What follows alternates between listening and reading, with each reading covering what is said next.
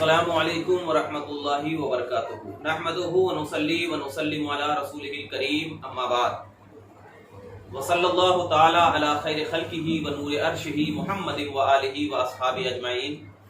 हज़रात गिरामी, आज आपके सामने इस मसले को वाज़ेह करने के लिए हाजिर आया हूँ कि कुरान मजीद हो या इमामत हो या मुअज़्ज़नी हो या अज़कार मसनूना हो या आयत करीमा वगैरह जो हम पढ़ने के लिए जाते हैं, तो क्या हम उस पर उजरत ले सकते हैं या नहीं। यानी कुरान मजीद की तालीम अगर हम दे रहे हैं तो तालीम कुरान पर हम उजरत ले सकते हैं या नहीं, या अज़कार मसनूना पर हम उजरत ले सकते हैं या नहीं, या जैसे आयत करीमा हम पढ़ रहे हैं उस पर उजरत ले सकते हैं या नहीं। तो इसमें क्या है, उलमाए किराम का इख्तिलाफ है। यानी अइम्मे अरबा के अलग अलग क्या है कौल है कि कुरान मजीद या अज़कार मसनूना पे उजरत लिया जा सकता है या नहीं लिया जा सकता। इसमें क्या है, ये बिल्कुल वाज़े तौर पर मैं इंशाअल्लाह तबारक व तआला अइम्मे अरबा के अक़वाल को भी पेश करूंगा। और सबसे पहले मैं आपके सामने वो हदीस जो इमाम मुस्लिम ने किताबुस सलाम बाबो जवाज़िल उजरते अला रुक़य्यते बिल कुरान वल अस्कार, इसमें क्या है, हजरत अबू सईद खुदरी रज़ी अल्लाह तआला अन्हु से जो रिवायत है उसके हदीस पाक हजरत इमाम मुस्लिम ने लाया है। इस हदीस पाक को जिक्र करने के बाद इंशाअल्लाह तबारक व तआला आपके सामने अइम्मे अरबा के अक़वाल पेश किए जाएंगे और उसके बाद जो मौक़िफ़ है, फिर उस मौक़िफ़ से जो मसले निकलते हैं उसके बारे में मैं आपके सामने पेश करूंगा। अब मैं सबसे पहले जो है कुरान मजीद और अज़कार मसनूना पे जो उजरत लेने के हवाले से जो बयान किया गया है उसमें सबसे पहले हदीस मैं आपके सामने जिक्र करूं, समाअत करें। इमाम मुस्लिम जिक्र करते हैं कि हजरत अबू सईद खुदरी रज़ी अल्लाह तआला अन्हु बयान करते हैं कि रसूल पाक सल्लल्लाहु अलैहि वसल्लम के चंद सहाबा सफर में गए और अरब के कबाइल में से किसी कबीले पर उनका गुजर हुआ। यानी अरब के जो कबीले होते थे उनमें से किसी एक कबीले पर से क्या उनका गुजर हुआ। सहाबा ने उन लोगों से मेहमानी तलब की, यानी आप सहाबे किराम ने उन लोगों से क्या है, मेहमानी तलब की। उन्होंने जियाफत न की, यानी उनकी मेहमानी नहीं की, जियाफत नहीं की। फिर उन्होंने सहाबा से पूछा, क्या तुम में से कोई दम करने वाला है? दम करने वाला है, क्योंकि कबीले के सरदार को बिच्छू ने डसा हुआ है। कबीले के जो सरदार हैं उनको बिच्छू ने क्या है, डसा हुआ है, या कहा कि वो तकलीफ में है। सहाबा में से एक शख्स ने कहा कि हाँ मुझे दम करना आता है, हाँ मुझे दम करना आता है। फिर वो सहाबी उस सरदार के पास गए और सूरह फातिहा पढ़कर उस शख्स पर दम कर दिया। वो शख्स ठीक हो गया और उसको बकरियों का एक रेवड़ दिया, यानी बहुत सारे बकरियां दिया, 10 या 20 बकरियां दिया। और इसमें जो लफ्ज जिक्र किए गए हैं, कतीयन का लफ्ज, फउतिया कतीयन, और उलमा फरमाते हैं कि कतीयन का जो माना है 10 से लेकर के 40 बकरी तक होता है। ठीक है ना। तो बकरियों का रेवड़ का मतलब यह है कि 10 से लेकर के 40 बकरियां उन सहाबी किराम को अता फरमाए। ठीक है। उन्होंने उन बकरियों को लेने से इनकार कर दिया और कहा कि जब तक मैं नबी पाक सल्लल्लाहु अलैहि वसल्लम से उसका जिक्र न करूं उनको नहीं लूंगा। फिर उन्होंने नबी पाक सल्लल्लाहु अलैहि वसल्लम के पास जाकर उसका जिक्र किया और कहा, या रसूलल्लाह, मैंने सूरह फातिहा के सिवा और किसी चीज का दम नहीं किया है। फिर आप मुस्कुराए और फरमाया, तुम्हें कैसे मालूम हुआ कि ये दम है? फिर फरमाया कि उन बकरियों को ले लो और उनसे मेरा हिस्सा भी निकाल लो। ये हदीस पाक है। और इमाम मुस्लिम रहमतुल्लाहि ताला अलैह ने इस हदीस पाक को कई सनदों के साथ, यानी 3-4 सनदों के साथ क्या है, जिक्र फरमाया है। अब उलमा फरमाते हैं कि ये जो जिक्र की गई है कि नबी पाक सल्लल्लाहु अलैहि वसल्लम ने जो इरशाद फरमाया कि उससे क्या है, मेरा भी हिस्सा निकालो, तो इसमें इरशाद ये है कि सूरह फातिहा पढ़ने के बाद उससे दम करना, यानी सूरह फातिहा को पढ़ करके दम करना, इस हदीस पाक से क्या है, बिल्कुल जायज का सबूत मिलता है। यानी सूरह फातिहा को पढ़ करके हम दम क्या है, कर सकते हैं। ठीक है ना। और इसमें क्या है, इमाम शाफई हो, इमाम अहमद हो, इमाम मालिक हो और इसहाक हो, अबू सौर हो और दूसरे मुतकद्दिमीन जो उलमा हैं और मुताखिरीन फुक़हा का यही मज़हब है کہ सूरह फातिहा को पढ़ करके दम करने के बाद उनसे उजरत लेना ये बिल्कुल जायज है और इससे ये हदीस से इसका सबूत मिल रहा है। और इमाम आजम रहमतुल्लाहि ताला अलैह फरमाते हैं कि तालीम कुरान की उजरत लेना भी क्या है, ये इमाम अबू हनीफा रहमतुल्लाह अलैह फरमाते हैं कि तालीम कुरान की उजरत लेने से क्या है, मना किया है, लेकिन दम करके उजरत लेने को इमाम आजम रहमतुल्लाहि ताला अलैह ने भी क्या है, जायज करार दिया। लेकिन आपको ये मसला बता दूं कि उलमाए मुतअक्किदीन ने, यानी जो पहले के उलमा ने, उन्होंने क्या है तालीम कुरान पर उजरत लेने के हवाले से चंद अक़वाल पेश किए हैं, लेकिन उलमाए मुताखिरीन के नजदीक तालीम कुरान पर उजरत लेना क्या है, ये बिल्कुल जायज है। ये बिल्कुल क्या है, जायज है। मैं आपके सामने हर एक की बात एक पेश कर दूं, लेकिन सबसे पहले जो है ये तालीम कुरान पर उजरत लेने के हवाले से जो सहाबा और ताबईन के क्या आसार नमूदार होते हैं उसके हवाले से मैं चंद बातें पेश कर दूं कि यानी सहाबे किराम और क्या है ताबईन ने इस हवाले से उनका क्या रवैया रहा है, उनके क्या अक़दाम रहे हैं, उनके हवाले से मैं चंद बातें पेश कर दूं। जैसा कि मुसन्नफ इब्न अबी शैबा की हदीस पाक में कोट कर रहा हूं, जो कि जिल्द 6 सफ़ा नंबर 221 और 222 और 223 की पूरी रिवायतें हैं। यानी 221 सफ़ा नंबर 221 में भी ये रिवायत मौजूद है, 222 में भी है, 223 में भी है। ये रिवायतें जो है ये मौजूद है, जो मैं एक लाइन से आपके सामने चंद खुलासा के तौर पर पढ़ूंगा कि सहाबा और ताबईन का क्या इसमें अमल रहा है, यानी सहाबा और ताबईन ने क्या इस पर जोर दिया है, उनके आसार क्या रहे हैं। सबसे पहले देखिए, सबसे पहली हदीस, वजीर बिन अता कहते हैं कि मदीना में 3 मुअल्लिम थे जो बच्चों को तालीम देते थे। हजरत उमर रदी अल्लाह ताला अन्हो उनमें से हर एक को माहाना 15 दिरहम दिया करते थे, 15 दिरहम दिया करते थे। तो अगर नाजायज होता तो फिर हजरत उमर जैसा जलीलुल कद्र सहाबी, हजरत उमर रदी अल्लाह ताला अन्हो जैसे जलीलुल कद्र सहाबी 15 दिरहम क्यों उस मुअल्लिम को मुकर्रर करते, एक बात। दूसरी बात यह है कि खालिद हज़ा कहते हैं कि मैंने अबू कलाबा से इस मुअल्लिम के मुतालिक सवाल किया जो उजरत लेकर तालीम देता है, उन्होंने इसमें कहा कि कोई हर्ज नहीं है। ताऊस कहते हैं कि अन्नहु कानु ला यरा बअसन अन यअलम अल मुअल्लिम अला वला यशारतन फइन्नहु उती शयअन अखज़हु। फरमाया कि ताऊस कहते हैं कि अगर मुअल्लिम बगैर किसी शर्त के तालीम दे तो कोई हर्ज नहीं, अगर उसको कुछ दिया जाए तो उससे क्या है, ले लिया करें। इब्राहिम कहते हैं कि मुअल्लिम का तालीम कुरान पर उजरत की शर्त लगाना क्या है, मकरूह है। यानी ये शर्त लगाना कि मैं इतना लूंगा, इतना लूंगा, इतना लूंगा, ये क्या है, मकरूह है। आमिर कहते हैं कि मुअल्लिम कोई शर्त न लगाए, अगर उसको कुछ हदिया दे दिया जाए तो उसे कबूल कर ले। अब यहां पर यह बात जिक्र कर दूं मैं कि इन आसार से ये और इसके अलावा भी बहुत सारे मुसन्नफ इब्न अबी शैबा के जिल्द 8 सफ़ा नंबर 114 में भी ऐसी रिवायतें मौजूद है।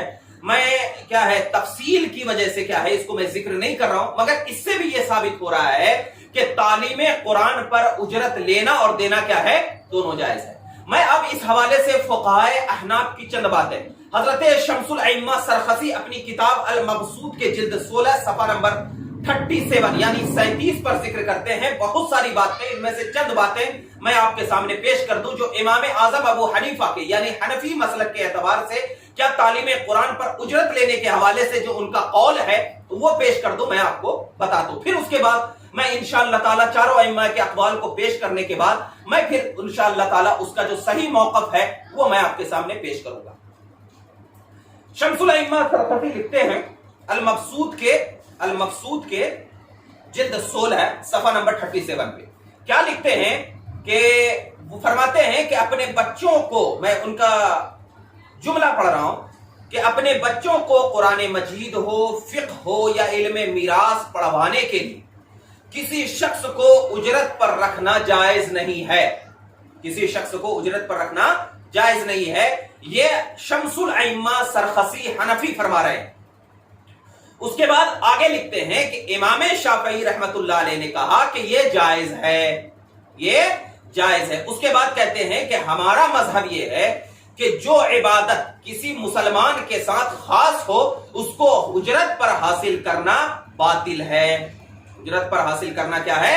باطل ہے۔ امام شافعی کا قول یہ ہے کہ جس چیز کو قائم کرنا کسی اجیر یعنی عامل پر متعین نہ ہو اس چیز کو اجرت پر حاصل کرنا جائز ہے۔ ٹھیک ہے؟ اور وہ جو دلیل دے رہے ہیں کہ تعلیم قرآن پر اجرت لینا منع ہے تو ان کے پاس بھی دلیل ہے، ایسا نہیں کہ ان کے پاس دلیل نہیں ہے۔ ان کے پاس دلیل یہ ہے کہ وہ فرماتے ہیں، وہ ایک حدیث کوٹ کرتے ہیں، وہ فرماتے ہیں کہ عبد الرحمن بن شبل انصاری رحمت اللہ تعالی علیہ رضی اللہ تعالی عنہ بیان کرتے ہیں کہ نبی پاک صلی اللہ علیہ وسلم نے فرمایا کہ قرآن مجید پڑھو اور اس سے روزی نہ کماؤ، قرآن مجید پڑھو اور اس سے روزی نہ کماؤ۔ اور نبی کریم صلی اللہ علیہ وسلم نے مدرس علم سے فرمایا کیا ہے کہ اللہ کی کتاب کے لیے چپاتیوں یعنی روٹیوں کی شرط نہ لگاؤ۔ اور حضرت ابی ابن کعب رضی اللہ عنہ نے ایک شخص کو قرآن مجید کی ایک سورت کی تعلیم دی، اس شخص نے اس کے عوض میں ان کو ایک کمان دی۔ رسول اللہ صلی اللہ علیہ وسلم نے ان سے فرمایا کیا تم یہ پسند کرتے ہو کہ اللہ تعالیٰ تم کو آگ کی کمان پہنائے؟ انہوں نے کہا نہیں۔ آپ نے فرمایا کہ تم پھر اس کو واپس کیوں نہیں کر دیتے، تم اس کو واپس کر دو۔ نیز جو شخص کو کسی کو قرآن مجید کی تعلیم دیتا ہے وہ اس پر عمل میں رسول پاک صلی اللہ علیہ وسلم کا خلیفہ ہے، کیونکہ اس کو بطور معلم مبعوث ہوئے ہیں اور آپ تعلیم میں کسی اجر کی طمع نہیں رکھتے تھے، سو جو شخص اس عمل میں آپ کا خلیفہ ہو اس کو بھی کسی اجر میں لالچ نہیں رکھنا چاہیے۔ یہ امام شمس الائمہ سرخسی کی دلیل ہے۔ تو امام اعظم ابو حنیفہ کے نزدیک یعنی وہ جو دلیل ہے وہ میں نے آپ کو ذکر کر دیا۔ اب امام احمد بن حنبل رحمت اللہ تعالی علیہ فرماتے ہیں، اور ان کے جو ائمہ ہے ابن قدامہ حنبلی اپنی کتاب المغنی کے جلد 5 صفحہ نمبر 323 پر ذکر فرماتے ہیں کہ امام احمد بن حنبل کے اقوال کو ذکر کرتے ہوئے فرماتے ہیں کہ جن عبادات کے لیے مسلمان ہونا شرط ہے اس کو اجرت پر حاصل کرنا ناجائز نہیں ہے۔ یعنی جن عبادات کے لیے مسلمان ہونا، جیسے کہ امامت کے لیے، حج کے لیے، تعلیم قرآن وغیرہ کے لیے، اذان کے لیے، اس کے لیے مسلمان ہونا شرط ہے نا بھائی۔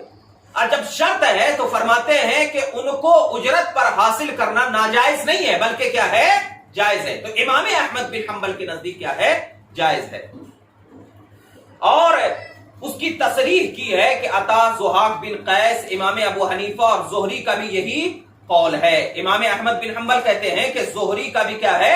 یہی قول ہے۔ اور کیوں کہتے ہیں امام احمد بن حنبل؟ اس لیے کہتے ہیں کہ بلخ کے بعض ائمہ نے اہل مدینہ کے قول کو اختیار کیا ہے جو حنفی تھے، اور یہ کہا ہے کہ ہمارے اصحاب میں سے متقدمین نے اپنے نظریہ کی بنیاد پر اپنے زمانے کے اعتبار سے یہ شرط رکھی تھی۔ یہ کیا ہے؟ شرط رکھی تھی۔ لیکن کیا ہے؟ شرط رکھی تھی کیونکہ اس زمانے میں محض ثواب اور اجر آخرت کی بنا پر قرآن مجید اور فقہ کی تعلیم دی جاتی تھی، اور فقہا بڑے شوق اور شوق سے لوجہ اللہ علوم دینیہ کی تعلیم دیتے تھے، علوم دینیہ کی تعلیم دیتے تھے، اور متعلمین بھی اس احسان کا بدلہ احسان سے دیتے تھے۔ لیکن اس زمانے میں یہ دونوں باتیں مفقود ہو چکی ہے، یہ دونوں باتیں ختم ہو چکی ہے، اس لیے ہم کہتے ہیں کہ اجرت دے کر تعلیم حاصل کرنا کیا ہے؟ جائز ہے۔ تو یہ روایت جو ہے پہنچی ہے، تو اسی لیے زمانے کے اختلاف سے کیا ہے؟ احکام کیا ہے؟ بدل جاتے ہیں۔ جیسے کہ دیکھیے کہ رسول پاک صلی اللہ علیہ وسلم دلیل پیش کرتے ہیں امام احمد بن حنبل کے، امام ابو حنیفہ کے بعض ائمہ نے یہ قول کیا ہے، اور یہ دلیل پیش کرتے ہیں کہ حضرت ابو بکر صدیق رضی اللہ تعالیٰ عنہ کے زمانے میں عورتیں جماعت کے ساتھ نماز پڑھنے کے لیے مسجدیں جاتی تھی، لیکن بعد میں حضرت عمر رضی اللہ تعالیٰ عنہ نے اسے کیا کر دیا؟ منع کر دیا۔ تو زمانے کے اختلافات سے احکام کی تبدیلی کیا ہے؟ ہو جاتی ہے۔ اور یہی قول کو امام احمد بن حنبل رحمت اللہ تعالی علیہ نے جو امام اعظم کی طرف منسوب کر کے یہ کہا ہے کہ بلخ کے بعض ائمہ احناف نے بھی اس کی اجازت دے دی ہے، اسی بنیاد پر ہم کہتے ہیں کہ علماء متقدمین نے جو وہ قول کیا ہے ان قول کو بھی ہم کیا ہے؟ سر سے تسلیم کرتے ہیں۔ لیکن جب زمانے کا اختلاف ہوا تو احکام بھی کیا ہے؟ بدل گئے۔ یہ بات بالکل ذہن میں رکھو۔ اور اس کے ساتھ ساتھ امام زہری ہے، امام اسحاق نے بھی تعلیم قرآن پر اجرت لینے کو مکروہ کہا ہے، حرام نہیں کہا، یہ مکروہ۔ عبداللہ بن شفیق نے کہا ہے کہ معلمین کا اجرت لینا کیا ہے؟ حرام ہے، عبداللہ بن شفیق کے نزدیک۔ حسن بصری، ابن سیرین، طاؤس، شعبی اور نے کہا ہے کہ تعلیم قرآن پر شرط کے ساتھ اجرت لینے کو کیا کر دیا ہے؟ حرام کر دیا ہے. ٹھیک ہے. مگر اصل قول جو امام احمد بن حنبل کا ہے کہ تعلیم قرآن پر اجرت لینا مطلب اپنے دل میں اللہ کا خوف رکھتے ہوئے کیا ہے، مطلب اتنی اجرت لینا جس سے کیا ہے آپ کا گھر چل سکے. ایسا نہیں کہ ہم تعلیم قرآن پر ڈیمانڈ کر رہے ہیں کہ ہم کو 50,000 چاہیے یا 25,000 چاہیے. یہی بات ہے. اور ایک قول میں اس میں یہ بھی پیش کرتا چلا جاؤں کہ حضور اعلیٰ حضرت عظیم البرکت علیہ رحمت و رضوان نے بھی تعلیم قرآن یا مقررین وغیرہ پر اجرت لینے کو جو حرام قرار دیا نا، تو اس کی ایک وجہ یہ بھی ذکر کیا ہے کہ اعلیٰ حضرت عظیم البرکت نے اس خوف سے، یعنی یہ دل میں ان کے ذہن و دماغ میں یہ بات تھی کہ کیا ہے آج جو لوگ یعنی کیا بولتے ہیں، جو مقررین ہیں جو ڈیمانڈ کرتے ہیں اپنی تقریر کا 25,000 50,000 1,00,000، تو اس سے کیا ہے لوگوں کو کیا ہے بالکل اتنا سخت تکلیف ہوا کرتی ہے. تو اعلیٰ حضرت نے ایسے لوگوں سے روکنے کے لیے، ایسے لوگوں سے یعنی جو ڈیمانڈر 25,000 50,000، یہ اس بنیاد پر، اور پہلے کے علماء متقدمین نے جو کیا ہے حرام قرار دیا تھا، تو اس کی وجہ یہ تھی کہ پہلے کے علماء جو ہے ان کو وظیفہ جو ہے وہ ان کو وظیفہ مقرر تھا بادشاہ کی طرف سے. پہلے کے علماء کو کیا ہے وظائف مقرر تھے، تو ان کو کیا ہے کوئی دوسری جگہ کیا ہے ہاتھ پیر مارنے کی کوئی ضرورت نہیں تھی. یعنی ان کو ہر مہینہ کیا ہے بادشاہ ان کو وظائف دیا کرتے تھے. لیکن آج کل کے علماء کو کوئی وظائف مقرر ہے ہی نہیں ہے، ان کا کوئی ذریعہ معاش نہیں ہے. تو لہٰذا کیا ہے یہ اپنے وقت کی، یعنی جو وقت دے رہے ہیں 4 گھنٹہ 5 گھنٹہ 10 گھنٹہ جو وقت دے رہے ہیں، تو اس وقت کی اجرت کیا ہے بالکل لیا جا سکتا ہے. مگر اس میں بھی کیا ہے اتنا ڈیمانڈ نہ کیا جائے جو اوقات سے زیادہ ہو، جیسے کہ آج کل کے مقررین کرتے ہیں. جو اوقات تو اتنی رہتی ہے لیکن ان کا ڈیمانڈ جو ہے وہ اوقات سے زیادہ ہوتا ہے. کبھی 50,000 ہوتا ہے، 25,000 ہوتا ہے، کسی کا 1,00,000 ہوتا ہے ڈیمانڈ. اوقات ان کے 10 روپے کی ہے اور ڈیمانڈ کیا ہے بہت زیادہ ہے، اور 1 گھنٹہ تقریر کر کے چلے جاتے ہیں. تو یہ آپ کو ذہن میں رکھنا ہے. اب میں آپ کو علماء شافعیہ کا نظریہ بتا دوں. یہ ایک ضمناً بات تھی جو میں نے آپ کے سامنے عرض کر دی. میں اصل چیز تو میں انشاءاللہ تعالی ذکر کروں گا. امام شافعی کے نزدیک علامہ یحییٰ بن شرف نووی رحمت اللہ تعالی علیہ اپنی کتاب شرح المہذب جلد 15 صفحہ نمبر 30 اور 31 پر ذکر فرماتے ہیں کہ قرآن مجید یا اس کے کسی صورت معینہ کی تعلیم پر تعین اور تحدید کے ساتھ اجرت لینا جائز ہے. یعنی تعین اور تحدید کے ساتھ اجرت لینا جائز ہے. تعین اور تحدید کا مطلب یہ ہے کہ متعین کرنا، اور تحدید کا مطلب یہ ہے نہیں حد لگانا، یعنی ہم کو اتنا چاہیے، یہ کیا ہے جائز ہے. اسی طرح ضرورت مند شخص کے لیے فقہ اور حدیث وغیرہ کی تعلیم پر اجرت لینا بھی کیا ہے جائز ہے. امام شافعی کے نزدیک جائز ہے.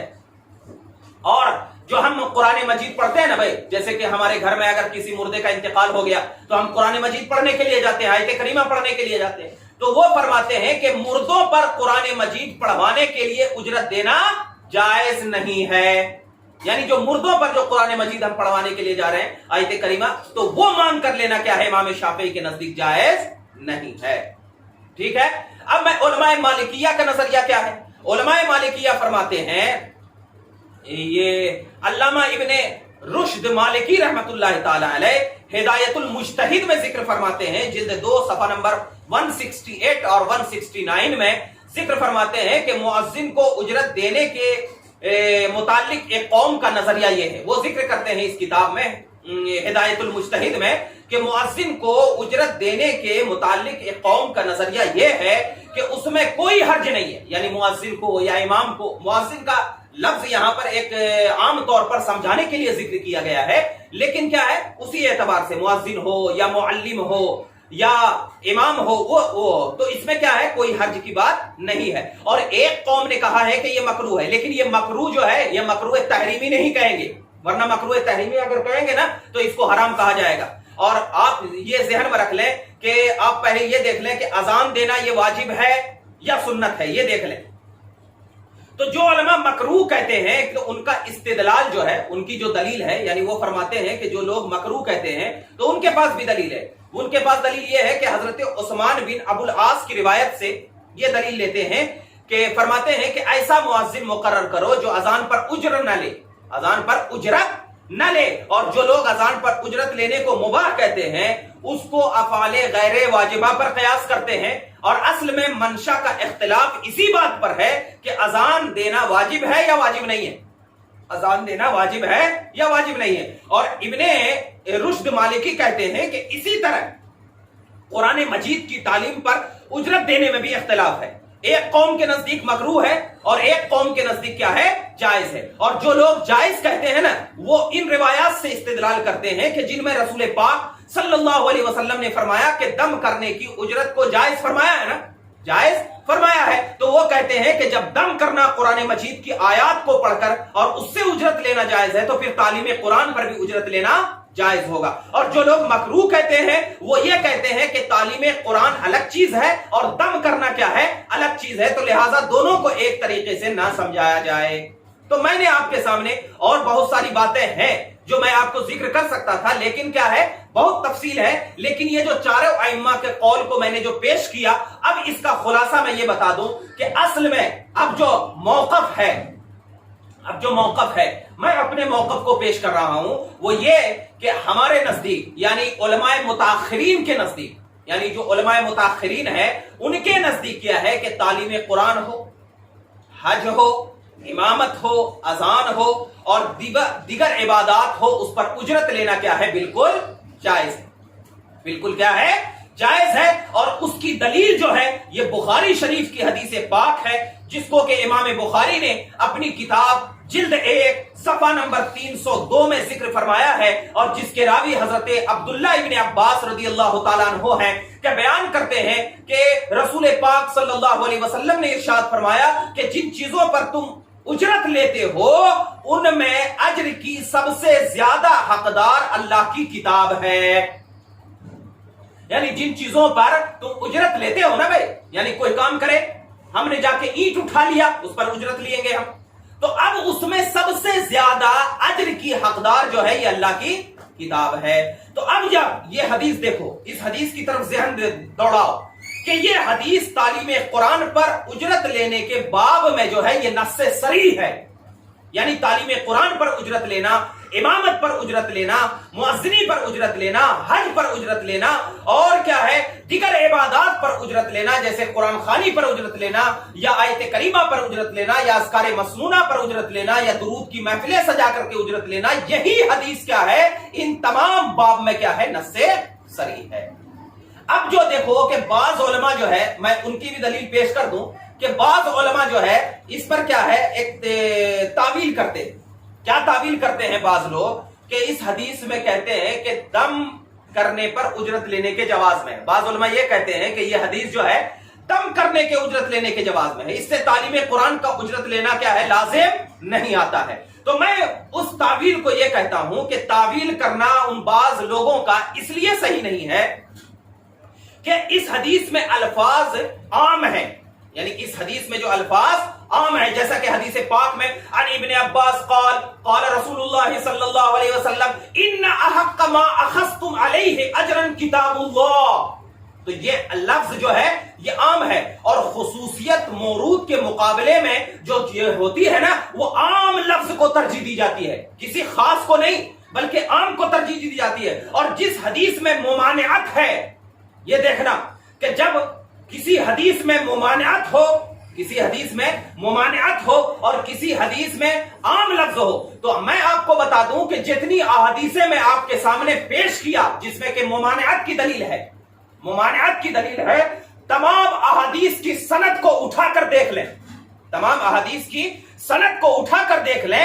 علامہ ابن حجر عسقلانی رحمت اللہ تعالی علیہ فرماتے ہیں جلد 4 صفحہ نمبر 453 454 میں ذکر فرماتے ہیں علامہ ابن حجر عسقلانی رحمت اللہ تعالی علیہ کہ جن احادیث میں تعلیم قرآن ہو یا دم کرنا ہو یا کسی بھی تعلیم پر اجرت لینے کی جو ممانعت کی گئی ہے، وہ سندن ساری احادیث کیا ہے، ضعیف ہے، وہ ساری حدیث علامہ ابن حجر عسقلانی رحمت اللہ تعالی علیہ کے قول کے مطابق وہ ساری کی ساری احادیثیں ضعیف ہے۔ تو اب یہ بتاؤ کہ جب کسی ضعیف حدیث کے مقابلے میں کوئی صحیح حدیث لا لی جائے، تو اب جب صحیح حدیث لا لی جاتی ہے ضعیف حدیث کے مقابلے میں، تو اب یہاں پر معارضہ ہی نہیں ہوا۔ یہاں پر کیا ہے؟ معارضہ ہی نہیں ہوا، ٹکراؤ ہی نہیں ہوا، کیونکہ ٹکراؤ تو اسی وقت ہوتا نا کہ جب یہ حدیث بھی صحیح ہوتی اور وہ حدیث بھی صحیح ہوتی۔ لیکن جب صحیح حدیث اور ضعیف حدیث مقابلے میں آتی ہے نا، تو پھر وہ ضعیف حدیث کو چھوڑ دیا جاتا ہے اور صحیح حدیث کیا ہے؟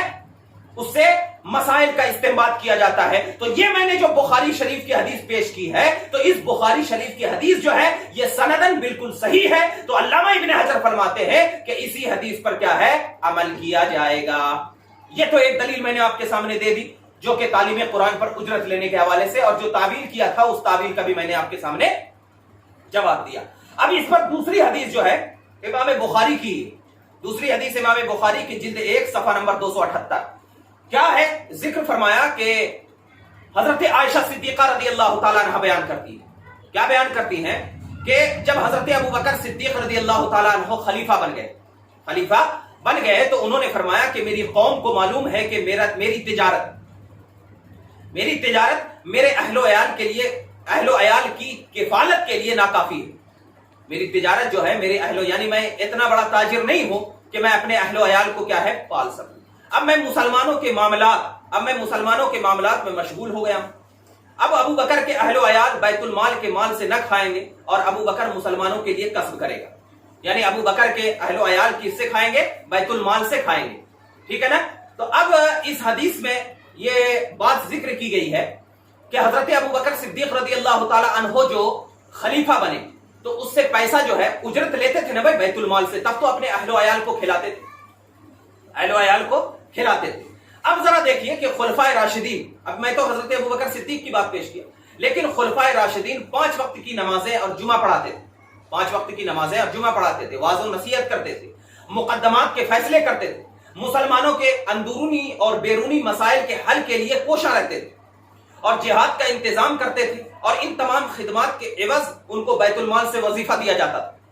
تو اب اور اخیار امت کا یہ تعامل اس مسئلے پر واضح دلیل ہے کہ تعلیم قرآن، امامت، خطابت اور دیگر عبادات پر اجرت لینا نہ صرف یہ جائز ہے بلکہ خلفائے راشدین کی کیا ہے؟ سنت ہے، جیسا کہ میں نے آپ کو حدیث پاک حضرت ابو بکر صدیق کی پیش کر دی۔ علامہ بدر الدین عینی رحمۃ اللہ تعالی علیہ اس حدیث کی تشریح میں لکھتے ہیں، جو میں نے آپ کے سامنے بخاری شریف جلد 1 صفحہ نمبر 278 کی پیش کی ہے، تو اس حدیث کی تشریح میں علامہ بدر الدین عینی لکھتے ہیں عمدۃ القاری کے جلد 11 صفحہ نمبر 185 کیا لکھتے ہیں کہ امام ابن سعد نے ثقہ راویوں کی سند کے ساتھ بیان کیا ہے کہ جب حضرت ابو بکر صدیق رضی اللہ تعالیٰ عنہ کو خلیفہ بنا دیا گیا تو وہ اپنے معمول کے مطابق سر پر کپڑوں کی گٹھری رکھ کر بازار میں تجارت کے لیے چلے گئے۔ راستے میں حضرت عمر بن خطاب رضی اللہ تعالیٰ عنہ اور حضرت ابو عبیدہ بن جراح رضی اللہ عنہما سے ملاقات ہوئی۔ انہوں نے کہا کہ یہ آپ کیا کر رہے ہیں؟ حالانکہ آپ مسلمان کے ولی مقرر ہو چکے ہیں، ولی مقرر۔ حضرت ابو بکر نے کہا کہ اگر میں یہ تجارت نہ کروں تو پھر اپنے اہل و عیال کو کہاں سے کھلاؤں گا؟ انہوں نے کہا کہ ہم آپ کے لیے وظیفہ مقرر کرتے ہیں، وظیفہ۔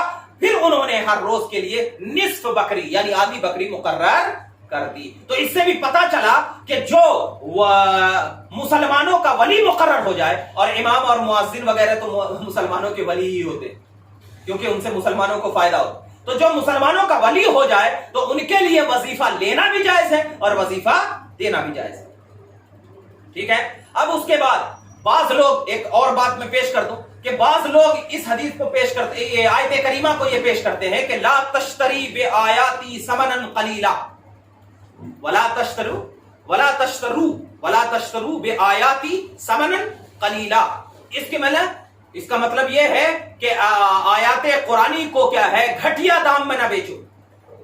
اب بعض اہل علم نے اس آیت سے قرآن مجید اور دیگر علوم کی تعلیم کی اجرت کے عدم جواز پر استدلال کیا ہے۔ تو اس مسئلے میں آپ کو بتا دوں کہ میں نے آپ کے سامنے حدیث پیش کیا ہے، اور اس پر جو احادیث مروی ہے وہ تو صحیح نہیں ہے بلکہ ضعیف ہے۔ حالانکہ صحیح حدیث میں یہ بات بالکل واضح ہے کہ رسول پاک صلی اللہ علیہ وسلم نے تعلیم پر اجرت لیں یہ ذکر فرمایا ہے، یہ ذکر فرمایا۔ تو اور یہ کہا کہ جن چیزوں پر تم اجرت لیتے ہو سب سے بہترین چیز کیا ہے؟ اللہ کی کتاب ہے۔ تو اس کے جواب میں علماء کے اقوال بھی، میں نے علماء کے اقوال بھی آپ کے سامنے پیش کیے کہ یہ जिक्र किया है।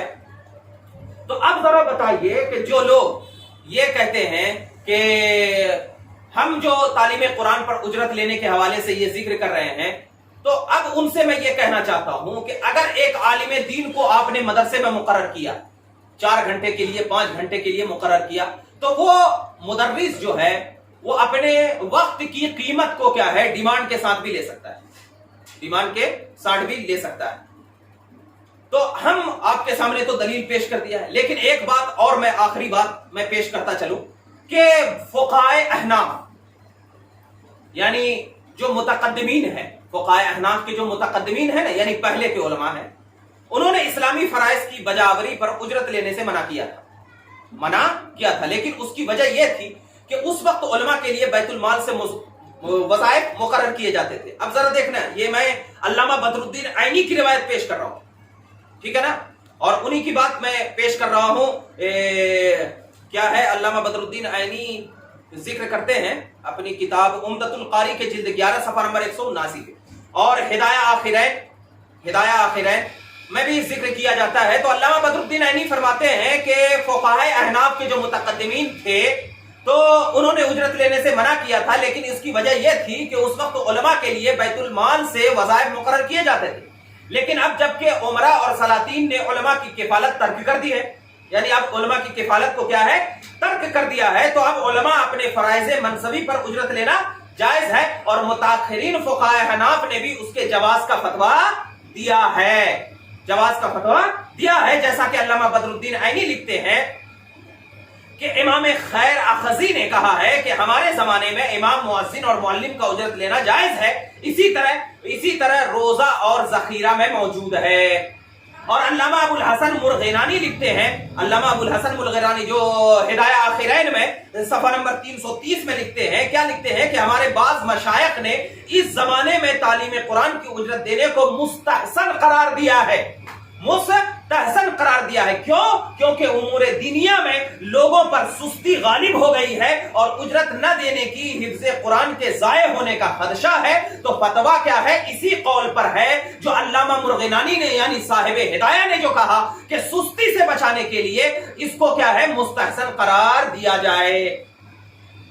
और लिखते हैं अल्लामा बाबरकी उसकी शरह में लिखते हैं, यानी हिदाया की शरह जो अल्लामा बाबरकी की है, बिनाया शरह हिदाया में अल्लामा बाबरकी लिखते हैं कि इस जमाने में तालीम कुरान पर उजरत देना जायज है और फुक़हा ने उसके लिए मुद्दत और उजरत के मुकर्रर करने को भी जायज कहा है। अगर मुद्दत मुकर्रर न की गई तो उजरत मिसली देने के वजूब का फतवा दिया है, यानी अगर मिसाल के तौर पर 1 महीने की हमने उजरत लिया है तो 1 महीने में उजरत इतनी थी, और अगर इस महीने की उजरत मुकर्रर नहीं की यानी मुद्दत मुकर्रर नहीं की तो पहले की तरह क्या है इसको उजरत दिया जाए। तो फुक़हाए मुतकद्दिमीन ने तालीम कुरान पर उजरत देने से जो मना फरमाया था, क्यों मना फरमाया था कि पहले के मुअल्लिमीन के लिए बैतुल माल से वज़ाइफ मुकर्रर थे, इसलिए मुअल्लिमीन अपनी जरूरियात और माश में क्या है मुस्तगनी थे।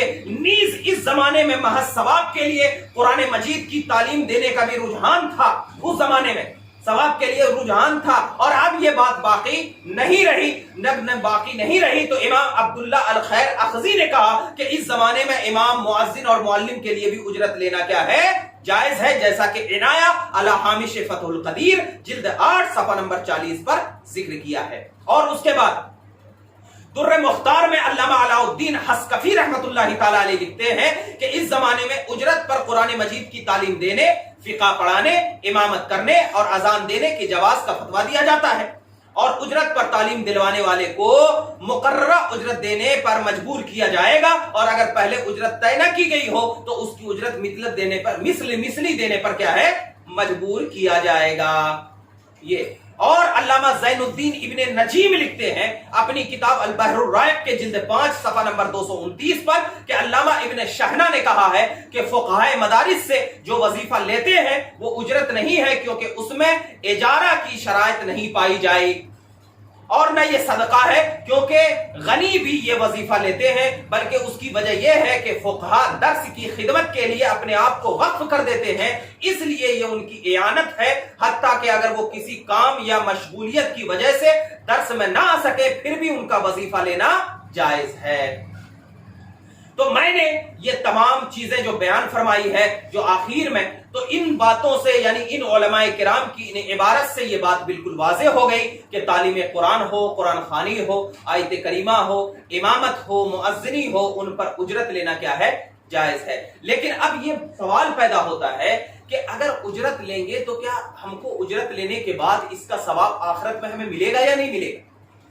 تو اس کے بارے میں علماء فرماتے ہیں کہ اگر کوئی انسان اپنی عبادت کا معاوضہ سمجھ کر لیتا ہے تو پھر وہ آخرت میں اس کا ثواب نہیں ملے گا، اور اگر وہ یہ سمجھے کہ وہ عبادت تو محض اللہ رب العزت کی رضا کے لیے کر رہا ہے، مگر یہ جو ہم اجرت لے رہے ہیں وہ محض پابندی اوقات کا معاوضہ لے رہے ہیں، تو پھر آخرت میں بھی اس کا ثواب ملے گا۔ تو خلاصہ کلام یہ ہوا کہ تعلیم قرآن وغیرہ پر اجرت لینا یہ بالکل جائز ہے، اور اس میں کیا ہے، علماء متاخرین کا بھی اس پر فتویٰ ہے۔ اسی وجہ سے میں نے آپ کے سامنے چند تفصیلی گفتگو پیش کی، تو اللہ تبارک و تعالی ہم تمام کو اس پر عمل کرنے کی توفیق عطا فرمائے۔ السلام علیکم ورحمۃ اللہ۔